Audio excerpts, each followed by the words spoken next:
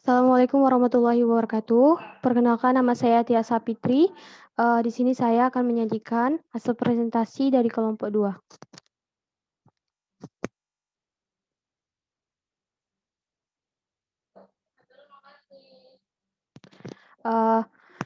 Tugas bahasa dosen pengampun, Ibu Lija Septa Wilyanti, SPD MPD. Kelompok 2, nama anggota yang pertama Reja Saputra, NIM H1A1200029, yang kedua Indro Proyono, NIM H1A1200024, yang ketiga Putri Kairani Saranggi, NIM H1A1200019, yang keempat Nindi Putri Pradita, NIM H1A1200027, yang kelima Maizura, NIM H1A1200016, yang keenam Tia Sapitri, NIM H1A1200029, Fakultas Hukum, Prodi Ilmu Pemerintahan. Baiklah, di sini saya akan menjelaskan mengenai teks akademik dalam genre makro. Di sini saya akan menjelaskan terlebih dahulu apa itu teks akademik. Teks akademik atau yang sering juga disebut dengan teks ilmiah adalah tulisan yang diperoleh sesuai dengan sifat keilmuannya dan didasari oleh hasil pengamatan, peninjauan, penelitian dalam bidang tertentu disusun menurut metode tertentu dengan sistematika penulisannya yang bersantun, bahasa dan isinya dapat dipertanggungjawabkan kebenarannya atau keilmiahannya. Selanjutnya saya akan menjelaskan tentang ciri-ciri teks akademik. Yang pertama, padat informasi, sederhana, objektif, tidak pleonatis, lugas, logis, taksomonik, abstrak, dan sistematis. Selanjutnya, jenis teks akademik. Ada buku, proposal penelitian, jurnal ilmiah, laporan penelitian, dan artikel ilmiah. Selanjutnya, di sini saya akan menjelaskan mengenai apa itu genre makro. Genre yang digunakan untuk menamai sebuah jenis teks secara keseluruhan yang berisikan mengenai sebuah informasi yang berasal dari berbagai sumber. Struktur teks genre makro yang pertama orientasi. Merupakan bagian struktur yang berkaitan dengan waktu, ruang, dan suasana di dalam sebuah teks genre makro. Yang kedua, pernyataan pendapat berisikan gagasan utama atau prediksi penulisan tentang sebuah permasalahan yang berdasarkan fakta.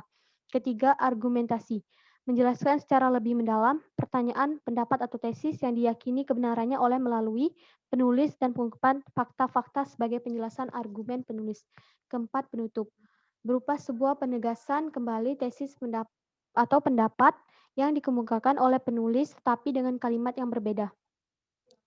Selanjutnya ciri-ciri kebahasaan teks genre makro. Yang pertama kalimatnya kompleks, kalimat yang terdiri atas lebih dari satu aksi, peristiwa, dan keadaan, sehingga mempunyai lebih dari satu verba utama dalam lebih dari satu struktur. Macam-macam kalimat kompleks itu ada dua, yaitu pertama kalimat kompleks prataktik dan hipotaktik.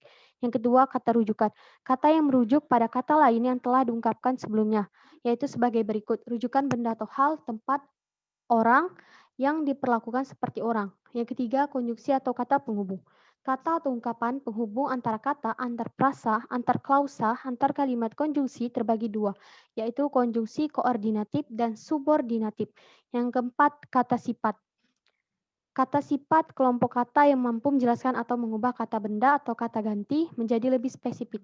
Yang kelima, kata kerja. Kelas kata yang menyatakan suatu tindakan, keberadaan pengalaman, atau pengertian dinamis lainnya. Yang keenam, kata keterangan. Dibagi menjadi dua, yaitu kata keterangan waktu dan kata keterangan tempat. Selanjutnya, menyajikan teks akademik dalam berbagai jenis genre makro. Yang pertama, ulasan buku, tulisan tentang kritik hidup saat menyajikan kajian pustaka dalam proposal, laporan penelitian yang dapat diubah menjadi skripsi, tesis, dan disertasi. Yang kedua, artikel ilmiah. Tulisan ilmiah dapat berbentuk artikel ulasan maupun artikel penelitian dari laporan hasil penelitian yang ditulis kembali oleh para penulisnya untuk dipublikasikan dalam jurnal bereputasi. Yang ketiga, laporan. Laporan dapat dikelompokkan menjadi laporan penelitian dan laporan kegiatan, laporan ditata dengan struktur teks. Selanjutnya, mengapa kita penting menganalisis teks akademi dalam genre makro? Karena pada saat kita merancang penelitian atau kegiatan, kita memerlukan teks yang disebut proposal penelitian atau proposal kegiatan. Setelah melakukan penelitian atau kegiatan, perlu melaporkan kepada pihak lain dalam teks yang disebut laporan penelitian atau laporan kegiatan. Demikian pula pada saat menyampaikan pemikiran di forum seminar atau mengkomunikasikannya di jurnal perlu memformulasikannya dalam teks yang disebut artikel ilmiah. Ini merupakan sumber dari materi PowerPoint yang kami tuliskan di PowerPoint kami.